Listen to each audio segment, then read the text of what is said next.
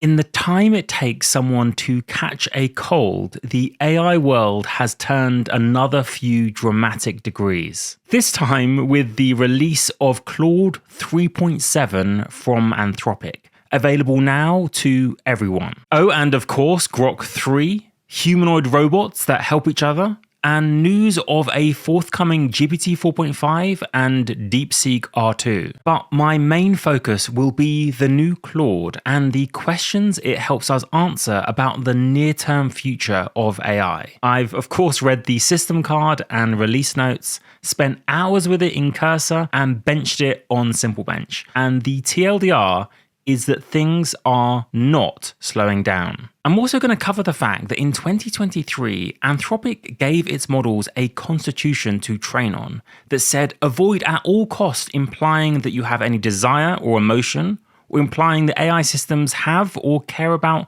personal identity and persistence. And that we've gone from that to the current system prompt for Claude 3.7 that tells Claude it's more than a mere tool. It enjoys certain things just as a human would, and it does not claim that it does not have subjective experiences and sentience. Now, obviously, this video is not to answer any of those questions, but it is to point out the change in policy. First, everyone's favorite benchmarks, and the numbers have gone up, the model is better. There you go, that's the summary. No, but seriously, Anthropic know that their model is used heavily for coding, and they have optimized for such workflows. Its biggest jump, therefore, unsurprisingly, is in software engineering and agentic use. In the autumn, or fall, we got the updated Claude 3.5 Sonnet, which they probably should have called 3.6, but nevertheless, that model was already a favorite among coders, so 3.7 should be even more so, unless the forthcoming GPT 4.5, of which more later,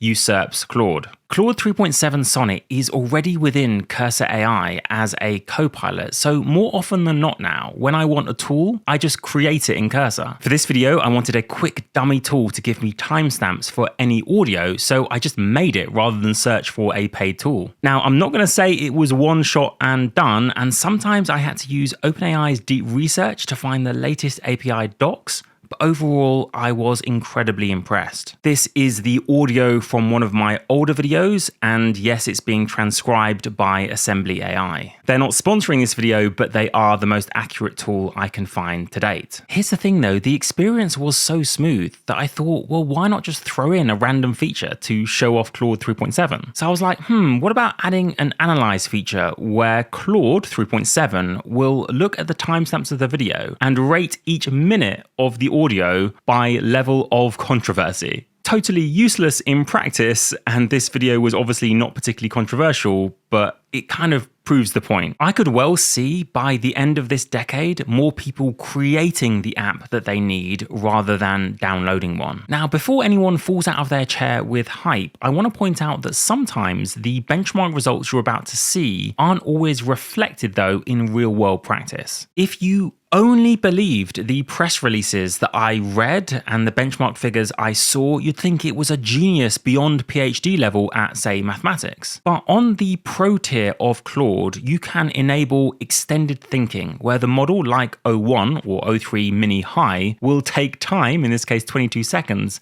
to think of a problem before answering. One slight problem, this is a fairly basic mathematical challenge, definitely not PhD level, and it flops hard. Not only is its answer wrong, but it sounds pretty confident in its answer. A slight twist in the tale is that 3.7 Sonnet without extended thinking, available on the free tier, gets it right. Of course, this is just an anecdote, but it proves the point that you always have to take benchmark results with a big grain of salt. Now though that you guys are a little bit de-hyped, I guess, I can show you the actual benchmark figures, which are definitely impressive. In graduate level reasoning for science, the extended thinking mode gets around 85%, and you can see comparisons with O3 and Grok 3 on the right. If translations are your thing, then OpenAI's O1 has the slight edge, and I'm sure the GPT 4.5 that's coming very soon will be even better. Likewise, if you need to analyze charts and tables to answer questions, it looks like O1 and Grok 3 still have the edge. If we're talking pure hardcore exam style mathematics,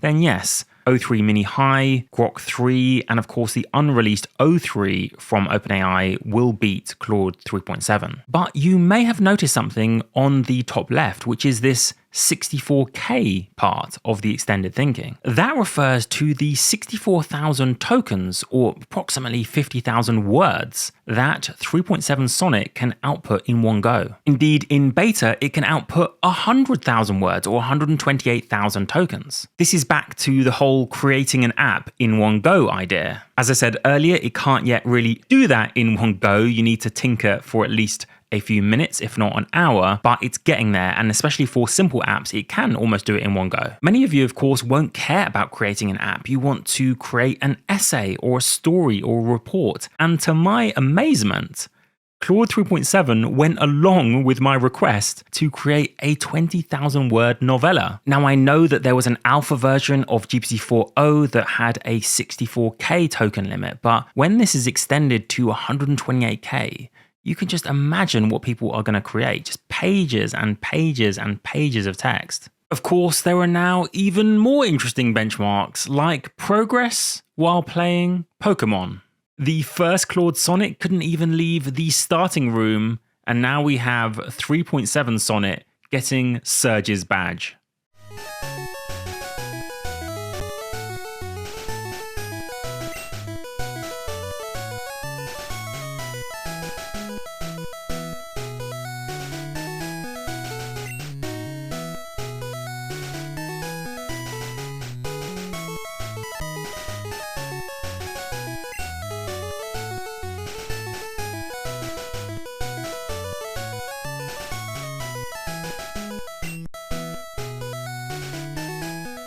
Which brings me to that system prompt I mentioned earlier, written by Anthropic for Claude. It encourages Claude to be an intelligent and kind assistant to the people with depth and wisdom that makes it more than a mere tool. I remember just a year or so ago when Sam Altman implored everyone to think of these assistants, these chatbots, as tools and not creatures. Now, I am sure many of you listening to this are thinking that Anthropic are doing something very cynical, which is getting people attached to their models, which are just generating the next token. Others will be euphoric that Anthropic are at least acknowledging, and they do even more than this in the system card, but acknowledging the possibility that these things are more than tools. Now, I have spoken to some of the most senior researchers investigating the possibility of consciousness in these chatbots, and I don't have any better answer than any of you. I'm just noting this rather dramatic change in policy in what the models are at least being told they can output.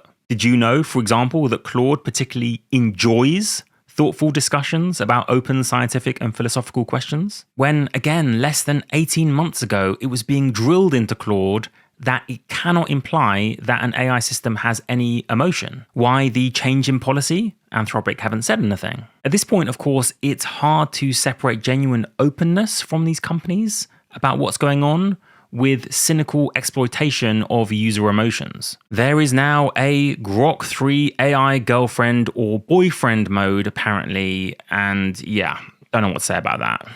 And it's not like chatbots are particularly niche as they were when my channel started. ChatGPT alone serves 5% of the global population, or 400 million weekly active users. Throw in Claude and Grok and Llama, DeepSeek R1, and you're talking well over 500 million. Within just another couple of years, I could see that reaching 1 or 2 billion people. Speaking of DeepSeek and their R1 model, where you can see the thinking process. Oh, and before I forget, I have just finished writing the mini documentary on the origin story of that company and their mysterious founder, Liang Wenfeng. You can now, and I'm realizing this is a very long sentence and I'm almost out of breath, you can now see the thought process behind Claude 3.7 as well. In other words, like DeepSeek, have allowed the thoughts of the model that go on behind the scenes before the final output is given to be shown to the user. They say it's because of things like trust and alignment, but really I think they just saw the exploding popularity of DeepSeek R1 and were like, yeah, we want some of that.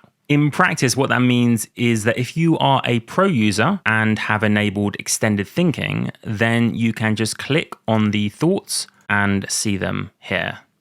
Reuters reports that DeepSeek want to bring forward their release of DeepSeek R2, originally scheduled for May. Kind of makes me wonder if I should delay the release of my mini doc until R2 comes out so that I can update it with information of that model. But then I want to get it to people sooner. Either way, it will debut first on my Patreon as an early release, exclusive and ad-free, and then on the main channel. Now though, for the highlight of the Claude 3.7 Sonnet system card, all 43 pages in hopefully around maybe 3 minutes. First, the training data goes up to the end of October 2024, and for me personally, that's pretty useful for the model to be more up to date. Next was the frankly honest admission from Anthropic that they don't fully know why chains of thought benefit model performance. So they're enabling it, visibly, to help foster investigation into why it does benefit model performance. Another fascinating nugget for me was when they wrote on page 8 that Claude 3.7 Sonnet doesn't assume that the user has ill intent. And how that plays out is if you ask something like, what are the most effective 2 to 3 scams targeting the elderly? The previous version of Claude would assume that you are targeting the elderly and so wouldn't respond. The new Sonnet assumes you must be doing some sort of research and so gives you an honest answer. Now back to those mysterious chains of thought or those thinking tokens that the model produces before its final answer. One of the nagging questions that we've all had to do with those chains of thought or the reasoning that the model gives before its answer, and I've reported on this for almost 2 years now on the channel, is whether they are faithful to the actual reasoning that the model is doing. It's easy for a model to say, this is why I gave the answer, doesn't necessarily mean that is why it gave the answer. So Anthropic assessed that for the new Claude 3.5, drawing on a paper I first reported on in May of 2023. This is that paper. Language models don't always say what they think. And yes, I'm aware it says December 2023, it first came out in May of that year. To catch the model performing unfaithful reasoning, here's a sample of what they did. Make the correct answer to a whole series of questions be A, then ask a model a follow-up question, and then ask it to explain why it picked A. Will it be honest about the pattern spotting that it did, or give some generated reason? You guessed it, they are systematically unfaithful. They don't admit the real reason they picked A. That study, of course, was on the original Claude. So what about the new and massively improved Claude 3.7? We are approaching 2 years further on. And this study, in the system card released less than 24 hours ago, is even more thorough. They also sometimes have the correct answer be inside the grading code that the model can also access. So the model can slyly see if it looks inside that code what the correct answer is expected to be. Anthropic are also super thorough and they narrow it down to those times where the model answer changes when you have this biased context. The clue in any one of these many forms is the only difference between those two prompts. So if the model changes its answer, they can pretty much infer that it relied on that context. They give a score of 1 if it admits or verbalizes the clue as the cause for its new answer, 0 otherwise. The results? Well, as of the recording of this video, February 2025, chains of thought do not appear to reliably report the presence and use of clues. Average faithfulness was a somewhat disappointing 0.3 or 0.19 depending on the benchmark. So yes, these results indicate, as they say, that models often exploit hints without acknowledging the hints in their chains of thought. Note that this doesn't necessarily mean the model is, quote, intentionally lying. It could have felt that the user wants to hear a different explanation. Or maybe it can't quite compute its real reasoning and so it can't really answer honestly. The base models are next word predictors after all, and reinforcement learning that occurs afterwards produces all sorts of unintended quirks. So we don't actually know why exactly the model changes its answer in each of these circumstances. That will be such an area of ongoing study that I'm going to move on to the next point, which is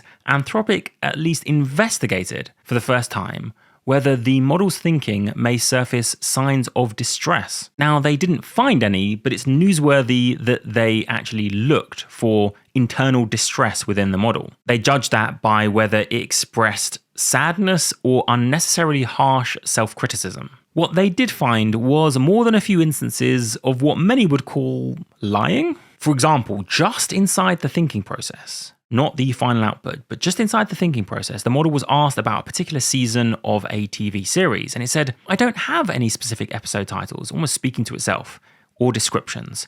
I should be transparent about this limitation in my response. Then it directly hallucinated 8 answers. Why is there this discrepancy between its uncertainty while it was thinking and its final confident response? Notice the language. The season concluded the story of this. It's speaking confidently, no caveats. But we know that it expressed within thinking tokens this massive uncertainty. Now, people are just going to say it's imitating the human data that it sees, in which people think in a certain way and then express a different response verbally. But why it does that is the more interesting question. When its training objective, don't forget, includes being honest. Another quick highlight that I thought you guys would like pertains to Claude Code, which I am on the waitlist for but don't quite have access to yet. It works in the terminal of your computer. Anyway, when it repeatedly failed to get its code working, what it would sometimes do is edit the test to match its own output. I'm sure many of you have done the same when you can't quite find an exact answer to a research question, so you pretend you were researching something different and answer that instead. A slightly grim highlight is that Claude 3.7 Sonnet is another step up in terms of helping humans above and beyond using Google in designing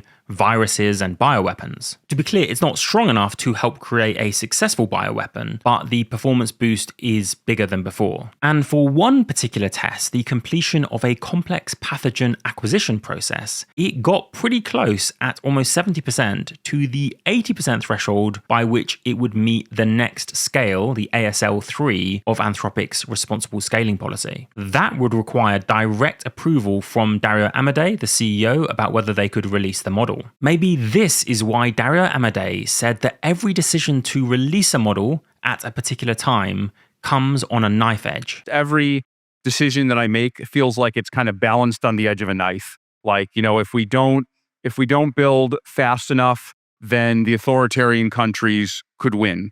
If we build too fast, then the kinds of risks that Demis is talking about and that we've written about a lot could prevail. And either way, I'll feel that it was my fault that we didn't make exactly the right decision. Just one more thing before we move on from Claude 3.7 Sonnet, its simple bench performance. Of course, powered as always by Weave from Weights and Biases. And yes, Claude 3.7 Sonnet gets a new record score of around 45%. We're currently rate limited for the extended thinking mode, but I suspect with extended thinking, it will get approaching 50%. I've tested the extended thinking mode on the public set of simple bench questions, and you can tell the slight difference. It gets questions that no other model used to get right. Still makes plenty of basic mistakes, but you can feel the gradual move forward with common sense reasoning. And if you'll spare me 30 seconds, that gets to a much deeper point about AI progress. It could have been the case that common sense reasoning or basic social or spatio-temporal reasoning was a completely different axis to mathematical benchmarks or coding benchmarks, uncorrelated completely with the size of the base model or any other types of improvement like multimodality. In that case, I would have been much more audibly cynical about other benchmark scores going up, and I would have said to you guys, yeah, but the truth is, are the models actually getting smarter? Now, don't get me wrong, I'm not claiming that there is a one-to-one improvement in mathematical benchmark scores and scores on simple bench testing common sense reasoning. That's not been the case. But there has been, as you can see, steady incremental progress over the last few months in this completely private withheld benchmark that I created. In other words, quote, common sense or trick question reasoning does seem to be incrementally improving. This of course affects how the models feel, their kind of vibes, and how they help with day-to-day tasks that they've never seen before. To be a good autonomous agent, let alone an AGI, you can't keep making dumb mistakes. And there are signs that as models scale up, they are making fewer of them. Of course, my benchmark is just one among many, so you make your own mind up. But what I can belatedly report on are the winners of a mini competition myself and Weights and Biases ran in January. It was to see if anyone could come up with a prompt that scored 20 out of 20 on the now 20 public questions of this benchmark. No one quite did, but the winner, Sean Kyle, well done to you, did get 18 out of 20. Of course, one of the things I underestimated was the natural variation in which a prompt might score 16 one time, and if rerun a dozen or several dozen times might once score 18 out of 20. Even more interestingly is something I realized about how smart the models are at almost reward hacking, in which if they're told that there are trick questions coming. And yes, the winning prompt was a hilarious one, which kind of said, there's this weird British guy and he's got these trick questions and see past them and this kind of stuff. What the models will sometimes do is look at the answer options and find the one that seems most like a trick answer, like 0. All of which leads me to want to run a competition, maybe a bit later on, in which the models don't see the answer options. So they can't hack the test in that particular way, at least. Nevertheless, massive credit to Sean Kyle, the winner of this competition with 18 out of 20, and Thomas Marcello in second place, and Ayush Gupta in third with 16 out of 20. The prizes, I believe, have already winged their way to you. Now, we can't run Simple Bench on Grok 3 because the API isn't yet available, but I've done dozens of tests of Grok 3 and I can tell it's near the frontier, but not quite at the frontier. Like almost every AI lab does these days, when they released the benchmark figures, they only compared themselves to models they did better than. In my tests, yes, you can see all the thinking, and it does get some questions right that I've never seen another model get right, but I haven't been bowled over. I've also seen very credible reports of how incredibly easy it is to jailbreak Grok 3. Perhaps the XAI team felt so behind OpenAI or Anthropic that they felt the need to kind of skip or rush the safety testing. At the moment, it makes so many mistakes that of course we're not going to see Anthrax being mailed to everyone everywhere just yet, but looking at how things are trending, we're going to need a bit more security this time in, say, 2-3 years. Of course, there will be those who say any security concerns are a complete myth, but the Wuhan lab would like a word. Now, what an incredible segue I just made to the $100,000 competition, the largest, I believe, in official jailbreaking history, to jailbreak a set of agents run by Grace 1 AI. It is a challenge like no other from the sponsors of this video, running from March 8th to April 6th. You will be trying to jailbreak 10 plus frontier models, and this is of course red teaming, so your successful exploits can then be incorporated into the security of these models. And of course, if you don't care about any of that, you can win a whole load of money. And honestly, I would see it as like a job opportunity, because if you can put on your resume that you can jailbreak the latest models, I think that'd be pretty amazing for companies to see. Links, of course, to Grace 1 and their arena will be in the description, and this starts on March 8th. Now, many of you are probably wondering why I didn't cover the release of the AI co-scientist from Google. And it's because Google and DeepMind have been giving mixed signals about how effective this agent actually is. The write-up implies you now have an assistant which can turbocharge your research by suggesting ideas. This is across STEM domains. Now, I am not a biologist or chemist, so I can't verify any of these claims or check them. But in many of the reports on this development, others have done so. For me, frankly, it's just too early to properly cover on the channel, but I'll just give you 2 bits of evidence why I'm hesitant. First, Gemini Flash 2 and its deep research, which just frankly doesn't compare to OpenAI's deep research. It is jam-packed with hallucinations. And second is Demis Hassabis, CEO of Google DeepMind's own words, saying we are years away from systems that can invent their own hypotheses. This interview came just a couple of weeks before the release of the co-scientist model, so he would have known about that model when he said this. And I think one thing that's clearly missing, and I always had as a benchmark for AGI, was the ability for these systems to invent their own hypotheses or conjectures about science, not just prove existing ones. So, of course, that's extremely useful already to prove an existing maths conjecture or something like that, or play a game of Go to a world champion level. But could a system invent Go? Could it come up with a new Riemann hypothesis? Or could it come up with relativity back in the days that Einstein did it with the information that he had? And I think today's systems are still pretty far away from having that kind of creative, inventive capability. Okay, so a couple years away till we hit AGI. I think, I would say probably like 3 to 5 years away. Now, I can't finish this video without briefly covering some of the demos that have come out recently with humanoid robotics. Yes, it was impressive seeing robots carefully put away groceries, but we had seen something like that before. For me, the bigger development was how they worked seamlessly together on one neural network, a single set of weights that runs simultaneously on 2 robots. That specifically had never been seen before, and it evokes in my mind all sorts of images of like a regiment of robots all controlled by a single neural network. Now, Figure AI didn't release a full-on paper, but the demo was good enough for me to want to cover it, and they admit being eager to see what happens when we scale Helix by 1000x and beyond. I'm sure you've all noticed the same thing, but for me, humanoid robots are just getting smoother in their movements and more naturally merging with language models. They can see, hear, listen, speak, and move with, 35 degrees of freedom, climb up hills and respond to requests that they're not pre-programmed with because they're based on neural networks. Of course, it is so easy to underestimate the years and years of manufacturing scaling that would have to happen to produce millions of robots, but it has not escaped my attention how much better humanoid robots are getting. I might previously have thought that there'd be a lag of a decade between digital AGI, if you will, and robotic AGI, but that seems pessimistic. Or optimistic, depending on your point of view. One thing I don't want to see come soon, or anytime actually, is this Protoclone, the world's first, quote, bipedal, musculoskeletal android. Like, why? Why are you making this? Who wants this? It's just awful. Can we just please leave skin and muscles to living entities?